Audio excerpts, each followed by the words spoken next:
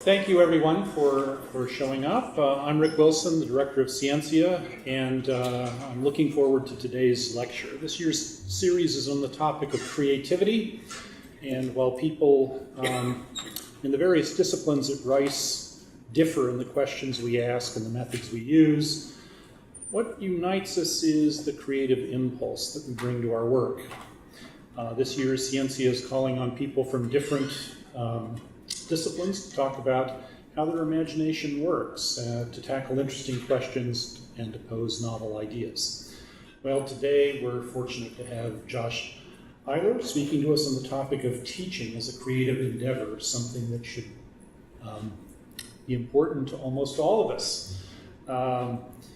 Sadly, Josh is lacking a quartet to back him up. For those of you who attended the last talk, you saw that that was a marvelous addition, but I couldn't convince Tony to bring a quartet in today to help Josh. Sorry, Josh. Dr. Eyler earned his PhD from the University of Connecticut in 2006. His field was medieval studies. He began as an assistant professor of English at Columbia State University in Georgia. However, he shifted his gears when given the opportunity to become the associate director of the Center for Teaching and Faculty Excellence at George Mason University, where he served from 2011 to 2013. We were lucky to pluck him away in August of 2013, where he became the director of the Center for Teaching Excellence here at Rice. Dr. Eyler has published broadly on topics on medieval literature, and he has self-described eclectic research interests, including the biological basis of learning, Chaucer, and disability studies. And I can attest that the latter might be best exemplified by his recent article, Disability and Prosthesis in L. Frank Baum's The Wonderful Wizard of Oz, published in Children's Literature Association Quarterly, which I plucked out and read. It's fascinating. It's always fun to see what my colleagues are working on. His current projects include a book, How Humans Learn, the Science and Stories Behind Effective College Teaching, which will be released by West Virginia University Press in December of this year. So for those of you who are thinking of Christmas presents, I'm sure Josh would be happy to autograph a copy for you. So it's my great pleasure to introduce Josh Eyler. Josh.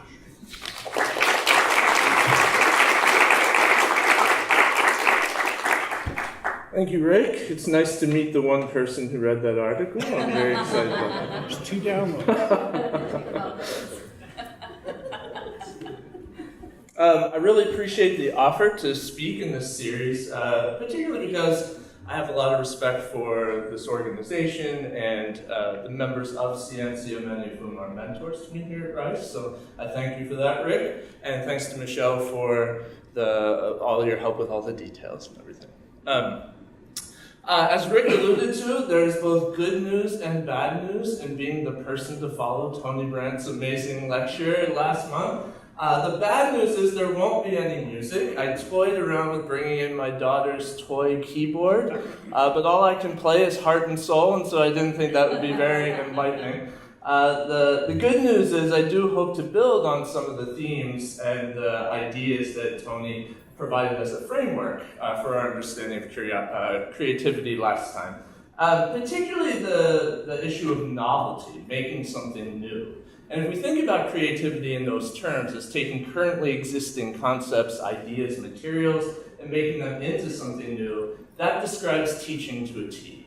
Teaching as a creative endeavor combines all of those different approaches. So, but it's more than that too, I think. Oh, that's good. Okay, it's more than that too. This is a little blog post we wrote a couple of years ago, dealing with the question of teaching is an art or a science. And I'm going to think about the former throughout this talk, but I want to talk about this question, which is a perennial one in higher education, and actually any education circles. To what degree is teaching an art or teaching a science? We published this in 2016 on the CTE blog, and since then we've had 39,000 readers, which I have to say surprised us. Did not expect that, I think, when we wrote it. And I think part of that is because people are so invested in the notion of teaching, the craft of teaching. It's true, though, that our conversations in higher education about teaching are primarily dominated by the science end of this question, the science of teaching and learning. So we certainly learn from scientific research, scientific studies about teaching, how to refine our current pedagogies, how to develop new ones. We even, in the CTE, we often talk about the science of teaching, teaching as a scientific project, meaning that we all develop hypotheses of what might work with our students. We test those hypotheses in the classroom through assignments, exams, etc. And then we refine them based on the feedback and data that we get from our students. And this is all to the good. This has been an amazing a renaissance in the way of thinking about teaching over the last few decades, is to think about it in terms of its being a science. That really does leave to the side the important question of teaching as an art. And our great artists will create works that ask questions that are never answered. They take everyday materials, mundane materials like paint and clay and words on the page, and they create something that allows us to have an entirely new perspective on the world. And in that sense, too, I think we can see our work as teachers in a classroom. Great teachers are great artists as well, and are driven by that kind of creativity. That's what I want to focus most of my remarks today. I hope to leave a lot of time at the end for Q&A. And I thought I would begin at the absolute most obvious point for this conversation, Dennis Hopper. Why not start with him?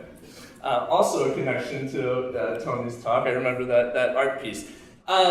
There is a story about the filming of the movie Apocalypse Now. It is probably apocryphal, but it proves my point, so I'm going to use it anyway.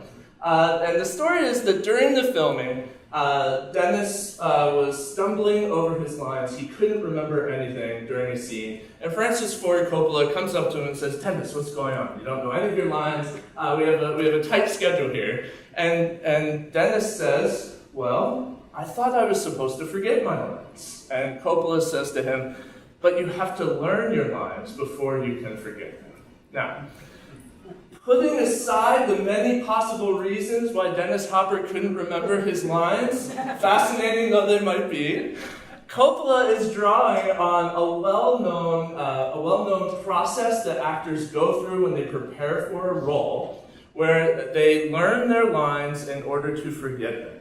And what that means is that part of the preparation is for an actor to learn his or her lines so well that it becomes natural, that they fade into the background, so that every performance then feels like it's a new performance. That every time they go on stage, they're responding to the cues and the lines their fellow actors are giving them as if it's the first time they have ever heard them. So it becomes such a part of them that they're able to respond and to react naturally because they already have that preparation in. That's where much of the creativity of each new performance comes from. It's what draws us to the constant revivals of plays on Broadway. There's a revival of My Fair Lady right now. It's getting a lot of press. We know what's going to happen, but we don't know how actors are going to respond to each other and how they're going to perform the roles. And a lot of that creativity, a lot of that art of acting then, is really brought about by this strategy of learning the lines so that you can forget them. Here's a really quick example. This is a brief snippet of dialogue from Arthur Miller's very famous play, The Crucible, from Act 4. For those who don't know, The Crucible is a play about the Salem witch trials, but it's really about the McCarthy hearings of the 1950s. And this particular scene comes from towards the end, right before John Proctor is going to be executed for witchcraft. And he's talking to his wife. Now, one thing that has happened outside of the action of the play, before the play even begins, is that John Proctor has had an affair with one of the women who then goes on to be one of the ringleaders of the people accusing others of witchcraft. And that is always in the background, haunting the relationship of Elizabeth and John throughout the play. And so these lines can be delivered in any number of ways, based on how those actors are responding to each other, the way they take in those lines and become the character, true to sort of the method acting philosophy. They could be given entirely reservedly, without much emotion at all, as if the emotion that once animated their marriage was gone forever. And if you've seen the film version that came out, I don't know, more than a decade ago with Daniel Day-Lewis and Joan Allen, this is the way they play this scene. But it could equally be played with a lot of emotion, as if the emotion that animated their marriage was returning for a final time. It all depends on the actors and how they are responding to each other and how they have crafted their performance from the beginning. And what I'm suggesting is that teaching is a lot like this. That there is a way for us to think about the creativity of teaching where we too are learning our lines so that we can forget them. But that leads us to the question of what are our lines? We're not delivering performances on the stage, but we do have lines. And some of those lines would be our content knowledge. We have to know what it is we're teaching. We gotta know the dates, the facts, the theories, the strategies, the frameworks of knowledge that we want to communicate with teaching our students. And then you combine those with principles from the science of learning. How do human beings learn? Curiosity, emotion, through failure. Having a background in those helps us to understand, helps us to develop those interactions with students, although they may feel familiar, are new every time. Having an understanding of the canon of evidence-based teaching strategies to match with those principles of how humans learn really allows us to think carefully about our interactions in the classroom. And finally, and I think this is particularly true about our work at Rice, given our long history of considering undergraduate education to be very important, our residential college system, understanding the actual human beings who are in our classrooms as well. You combine all these things together, these are our lines. And if we learn them, and to the extent that they become natural, second nature to us, and then fade into the background, it helps us think about our interactions with students in very different ways. Because over the course of our careers, we might teach the same course 20 or 30 times. And so situations may feel very familiar, like the actors playing John and Elizabeth 100 times, right? The situation may feel very familiar, but they are not exactly the same. We have new students in those seats every time. And so if we learn our lines and it becomes a part of who we are as teachers, it allows us to use our creativity to draw from those various disciplines in our background, to remix them, to be able to respond in new ways, to take what students are giving us and to create solutions from well-known, well-constructed principles to help that individual student at that time in that place. And that's a creative act. There's real creativity in knowing how to choose which strategy for which student, if it fails, to try again.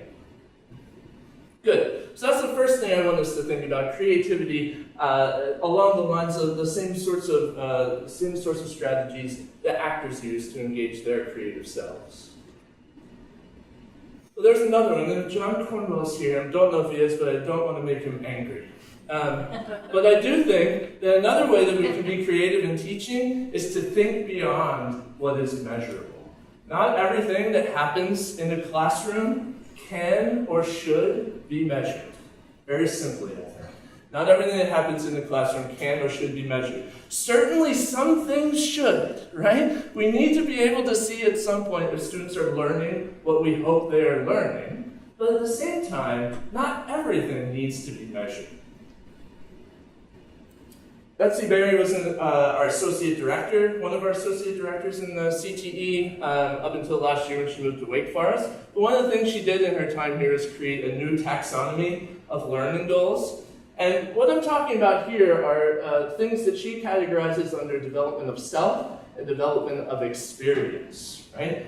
There may be ways that we think about our work in the classroom as inspiring passion or happiness or beauty or creation or discovery that we don't need to measure, but that we need to set up the environments of our classroom to cultivate a space for those things to happen.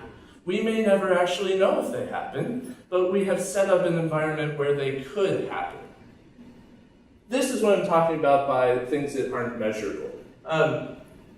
We worked with a graduate student a few years ago. He's a tenure-track faculty in math now. He really impressed us by talking often about the joy of mathematics, that what he wanted his students to really experience was the joy of math. Right? Now, he didn't have assessments to test whether or not they had joy. He wanted them to experience that from the inside out. One of our faculty fellows in the CTE, Tony Virilli Alvarado, he's a mathematician who talks about the same thing, the beauty and the joy of math, and how presenting intricate proof to students allows them to get into the middle of it and really see that and experience that.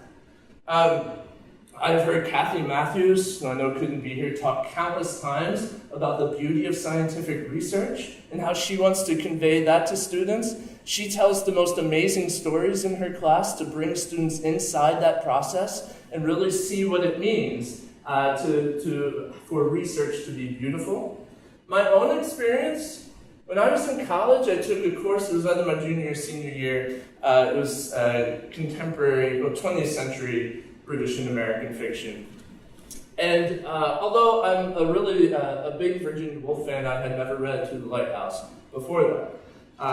If you know the book at all, there are 3 sections. The first and the third are relatively long, and then in the middle, about a 10-page section called Time Passes. Most of this section is, as you see there in the first paragraph, absolutely gorgeous prose, illustrating both the feeling that time is dragging along and going quickly at the same time. I mean, she's brilliant with what she can do with words. What I wasn't ready for, but the people who know the book know very well, is that also in that section, she has these heartbreaking parentheticals, which you see in the second paragraph here. These are characters who we grew to love or who we were following along with in the first section. And here's the most famous one. Mr. Ramsay, stumbling along a passage one dark morning, stretched his arms out, but Mrs. Ramsay, having died rather suddenly the night before, his arms, though stretched out, remained empty. I set the book down and breathed a huge sigh, right? That was entirely unexpected. How she could do something so quickly, so suddenly, with such impact emotionally, in the space of one long Virginia Woolf-like sentence, right? And so I can guarantee you that my professor was not coordinating assignments and assessments for moving his students with the literature that we were reading. But it was the effect, nonetheless. What he had done is he had set up an environment where that was possible for us. It's something I still strive to do. I actually have never taught To the Lighthouse, but I've taught the play Wit a number of times. And for those who know that play, know that it's very, very powerful, very, very poignant at the end. And there's a scene that we all pause on and I won't spoil anything for you, but with the reading of a children's book called The Runaway Bunny, which it's absolutely critical for understanding the play. It draws everything together, but it also is devastating emotionally. And so it is a goal of mine. It's not the top goal, but it is certainly a goal of mine for my students to, at some point during the semester, to be moved by a piece of literature, as I think all human beings should be at some point in their lives.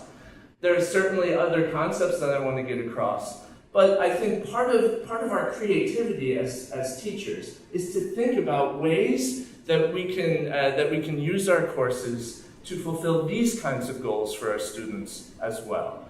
Goals that may not actually be realized until long after they've left our classroom, that we can set up the environments for nonetheless. But it takes imagination, and it takes us kind of setting out the task of imagining how our courses might change our students, what the value of those courses might be. So the third thing I really want to talk about here, going back to novelty, novel approaches to meeting learning goals. We all have learning goals for our students. We all design tools, tests, assignments for students to show that they meet those learning goals. But what I want to highlight over the next few slides are faculty at Rice who have taken really novel approaches to meeting their learning goals. So on the first slide, you're going to see faculty member course and a particular learning goal from their syllabus. And on the second slide, I'm going to show you the particularly novel way that they've decided to meet that goal. When you see the first slide, I want you to try and imagine what might be coming next. What kind of assignment do you think they are using to fulfill this goal? First up, Devika Subramanian, Professor of Computer Science and Electrical and Computer Engineering. This is for her Artificial Intelligence course. And the learning goal is to provide an opportunity to attack a yet unsolved problem, novel in itself, I think, and to write a project report documenting the underlying discovery process. Take a second, think what you might feel is coming next. Did you guess this? The Pack War project? It's tiny print, so I'll just read the highlights here. The problem is about designing killer species that live in an imaginary world called Pack World, created by Donald Knuth of Stanford University. Each individual mite lives out its short lifetime by following a small set of deterministic rules and interacting only with its immediate surroundings. In large numbers, the pack mites of a species combine to form patterns. And the last sentence, your goal is to design a species that will annihilate every other species in this world in a one-on-one duel. Okay? That's how we score points in this game. Based on how long it takes you to destroy the other species. And that's what it looks like.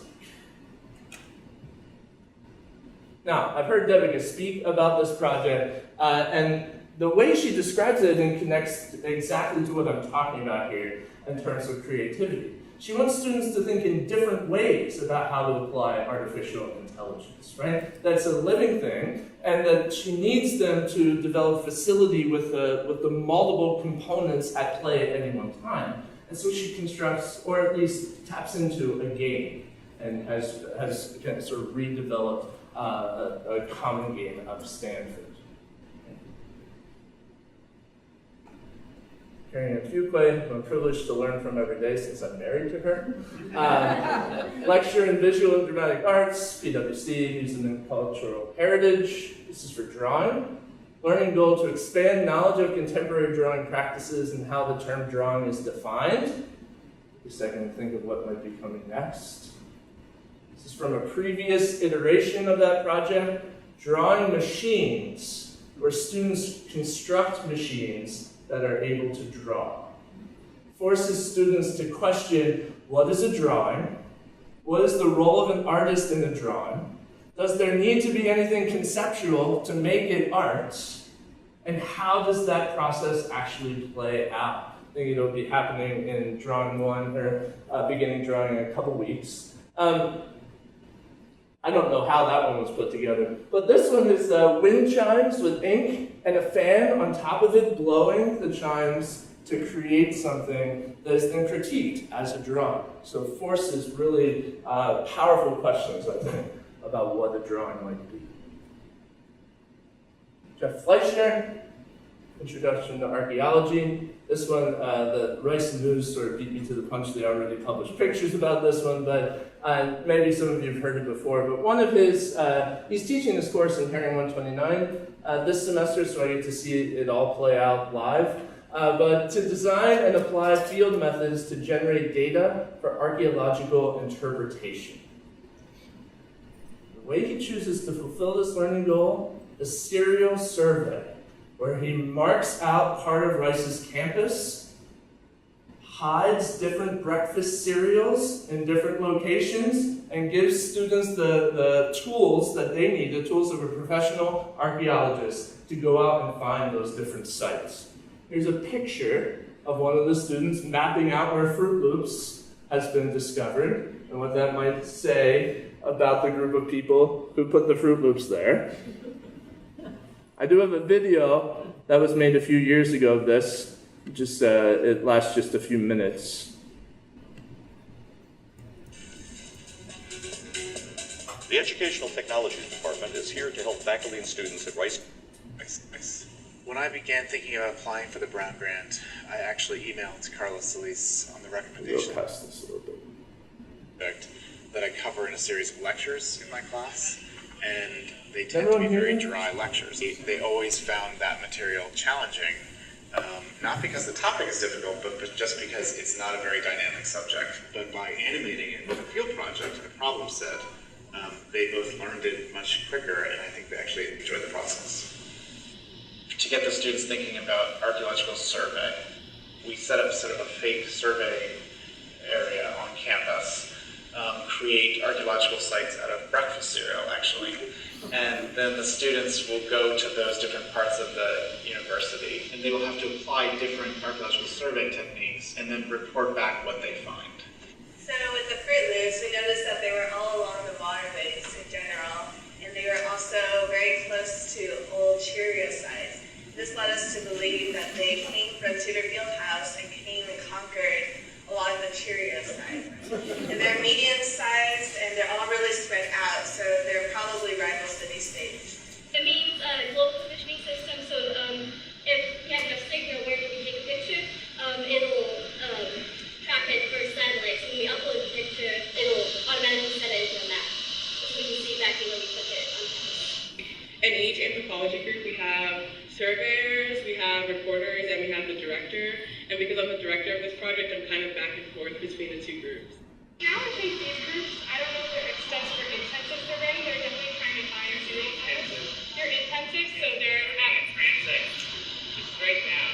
Straight down this way? Yeah, we're going to use that as our surveying area. So last time we met, they were in the field doing field work, so they were doing the survey. They then collected all the data, which was site forms, photographs, geotech photos, and then they went back to the classroom and they wrote a report documenting everything that they found. And then they had to plot out the sites per period, which were represented by different breakfast cereals, and then discuss possible interpretations of the patterns that they found in the survey area. You can see that they were able to map all of the sites that they found on a single map, and then the different breakfast cereals represented different time periods. And so then they were able to isolate each set of sites from a different time period onto a particular map. And then each of those maps could then be looked at for patterns, settlement patterns that might be meaningful to understand the socio-political or economic organization of the society at that time. And I had arranged them in such a way that there should be some indications to them about what those interpretations might be. I had told them that each breakfast cereal period correlated with a different type of subsistence strategy. So the Cheerios were related to hunter-gatherers, the Fruit Loops were thought to be related to city-states and agricultural communities, and the Cocoa Puffs related to extractive colonial regimes. So then they could look at where the sites were located in relationship to different environmental settings to try and see if the patterns themselves were meaningful. I couldn't have done this project without the assistance of EdTech that I cover in a series of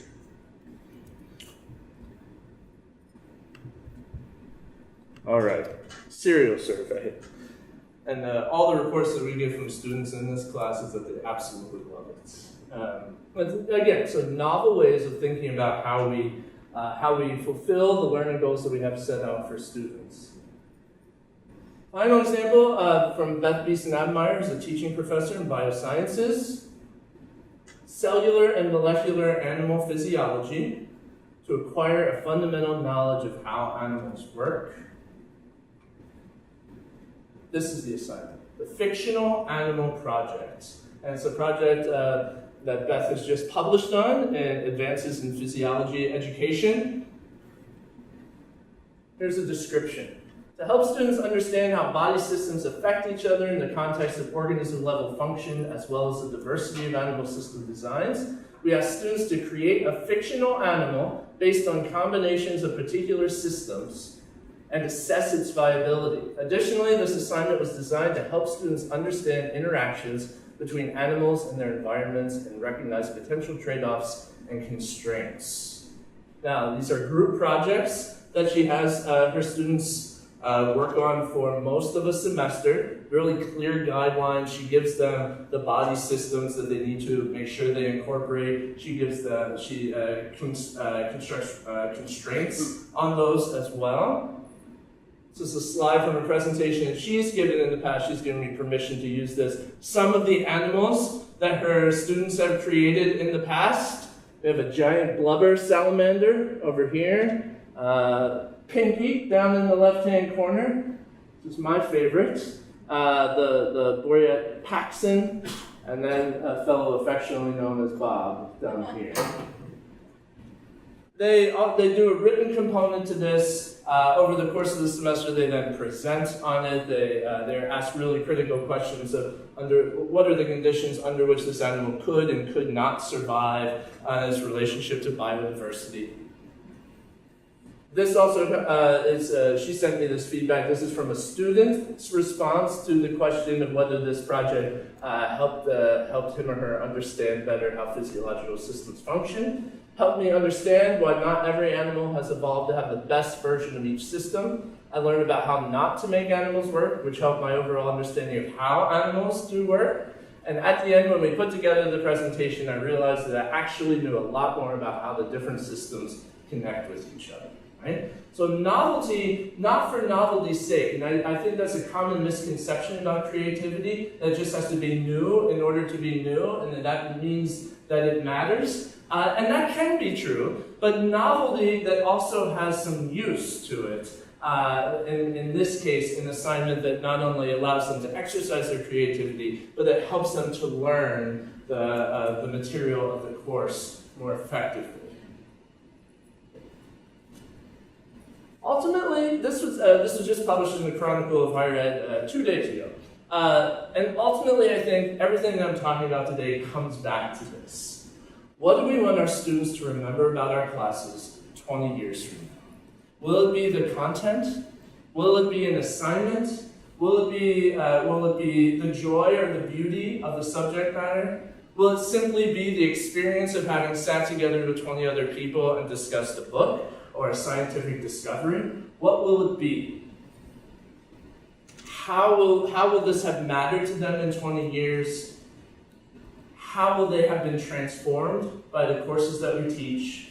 What are the worlds of possibility that they can inhabit? How can we open the doors to those worlds time and time again? I think the answers to those questions take imagination and creativity. Thank you.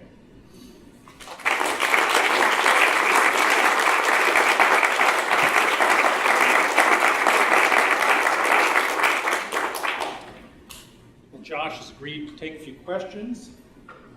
I'll take a quick one, which is, sure. Thanks, Josh, I feel so small. That's not a question, mistake. That's not the intent. First, Josh, I loved your talk. It was absolutely marvelous, so thank you. My question has to do with one area that I wonder if you might add to your the 3 areas that you had already mentioned. John Dewey, who wrote a great deal about education, once said that we don't teach our subject, we teach who we are. And what he meant by that was that you don't teach a poem by Victor Hugo, but rather your own passion for it, your own relationship to the texts you talk about. And so my question is whether it would be fruitful to add in your list of 3 really great, beautifully articulated aspects of creativity in teaching, whether one means of access to that joy of mathematics, for example, that we talked about, was the relationship not just between the professor and their student, between the professor and his own work, the professor and the things he does, and that relationship becomes a model for the student as well. Sure, that's a great point, and by no means was that list exhaustive. I just want to say that at the outset. But and John Dewey has certainly talked about this. There's a book that we often use with our grad students, Parker Palmer's The Courage to Teach. He talks about something very similar, that to be an effective teacher, that we not only have to understand ourselves, but there's a relationship between us and the work as well. And so I think it's absolutely true that our enthusiasm and our passion for the subject that we're teaching resonates with our students. There's no doubt about that. And I think there's a practical reason for that, and I think that there's also a research-based reason for that as well. Practical is that students are clearly energized by that energy, right? And they are drawn to that level of interest that we are communicating about the work, right? So I think that's a big piece of it, and you could certainly add that to the list. The other part of it, the research-based aspect of it, is that seeing us having joy and enthusiasm and passion about the work that we're doing, about the subject that we're teaching, primes their emotions and their emotional response to the material as well. And one thing we absolutely know about learning is that when emotions are primed, students are paying closer attention, they're learning more, right? And so I think that's a vitally important part of teaching. It doesn't mean, however, that we all need to be cheerleaders in the classroom, right? What it means, I think, we can find that enthusiasm in our own ways, in our own approaches, and if nothing else, communicate to students why we got into this field in the first place. Thank you, Josh. That was great. I was really inspired by your second point that not everything about teaching can be measured. And I'm a social scientist, so there's nothing I like more than a good survey, right? But I wonder if you had some additional reflections to amplify that point. So how can we know that we are inspiring passion well, right? If the kind of usual quantitative techniques of measurement, I mean, we're almost under a tyranny of measurement in teaching, right? Right. And so how can we, what are some other ways of thinking about that? Excellent, good. I like that point a lot. I think, how can we be sure that if these are goals of ours, how can we know that we're doing them well? That's a really great way to be thinking about it. I think one way is simply to talk to our students about the work that we're doing, about our goals. And I mentioned that the last scene of Wit is something that we spend a lot of time on, but we also talk about that emotional response that we're having to the work. And so thinking carefully and talking to students about it, I think makes sense. Also, there are ways, and I wouldn't call this measurement, but it's certainly reflection, to ask students to reflect on the work that's happening in the course, and that could be either in conversations or in short, low stakes or no stakes kind of written assignments, little short papers reflecting on the piece or the idea or the project, or talking about what makes them, simply writing about what makes them excited and passionate about the work that you have all done together over the course of the semester. So one is more formal, the kind of writing. One is less formal, the conversation. But those are two ways that you can. And I think another piece from a bird's eye view is more of a departmental curriculum sort of angle on this, is at the end of a student's 4 years, at the end of a major program, actually asking them some questions, not just about the tools and the skills they developed as a historian or a biologist, but what has made them most excited about their work at Rice in that discipline? What have they enjoyed most? What were the classes that they liked most and why? So trying to get at it from the perspective of the discipline and the curriculum as well. So one thing you brought up, and the reflection is part of that, you brought that up, is that had those 4 things there, and you had about the students. Yes. Right? And I'm always struck by the fact that in any one course, if you have a name of a course and someone teaches that course and then someone else takes over, it's often a very different course, right? Because of the like the new person teaching. But how well do we really know our students? I think we have our framework of what we're doing, and we're outnumbered by them, so we can take in some information from them, but we really don't know them that well. Right. And I think that that's kind of like part that I feel that we sometimes give lip service to because we can't do much more. You know, we can get some reflection, what you like, what was good, but we don't really know them. Right. You know, we're just putting our own imprint on them. Yeah, that's a good point, Mike.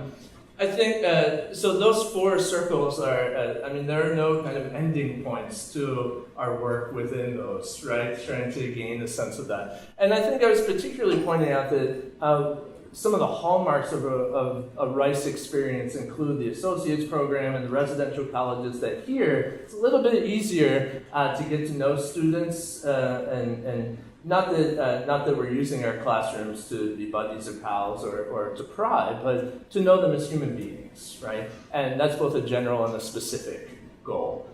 To know them as human beings generally, I think, is much easier than to know them specifically. There are things that people do at Rice to get to know their students in more specific ways. Things like first day survey, where they sort of complete basic information about where they come from, what they like to do, what are their hobbies, what they enjoy. So kind of getting to know that. But also things that are connected to their learning. What interests you about this course? What do you really hope you get to hear about in this course, right? And so that's not necessarily knowing them based on their personality, but as learners as well. But I agree that it's not a glass that you can never fill full, right? You're constantly pouring and trying to get there. Josh, I like the idea of being creative and presenting novel things, and yet I feel like I'm just an assistant professor still, trying hard to get tenure with the crush of everything else I have to do, and given the burdens that the university puts on me for research or service and teaching and all the other things. How do you carve out a safe space, right? In a sense, for being reflective and creative? Yes, and this is in some ways this is the question that animates a lot of our work in the Center for Teaching Excellence. Pointing at Robin and Anya, who are there a few rows up. Our perspective, working in a teaching center at a research university, is to help people be both more effective and more efficient at the same time. Because we know that there are these, the demands on the research time are significant, right? The good news about that is that a lot of the teaching strategies that are research-based are also more efficient than the ones that aren't. But how do we help folks try and find space to be reflective and to develop some of these creative programs? I think that part of it has to come from part of it has to be an individual value, right? The teaching is personally valuable to me. I'm going to carve out some time for that. Part of it has to be, though, based on incentives from the department and the university as well. So as a community, we can be thinking about some of those strategies. And then I think finding communities here among the faculty of excellent teachers, many of whom I see out there today, who can not only provide a sounding board, but also who are willing to provide some ideas for the classroom. They've been there before, they've taught it before. Here's a really cool thing I did, why don't you try it out and see how it goes for you? And that can kind of start the process. And then over time, you refine that idea, you build your own ideas. So I think it has to come from a number of different directions, and it's certainly not perfect, but I think it is possible. Well, thank you very much, Josh, and I really appreciate you sharing your thoughts with us today, and thank you for the marvelous lecture. Thank you very much.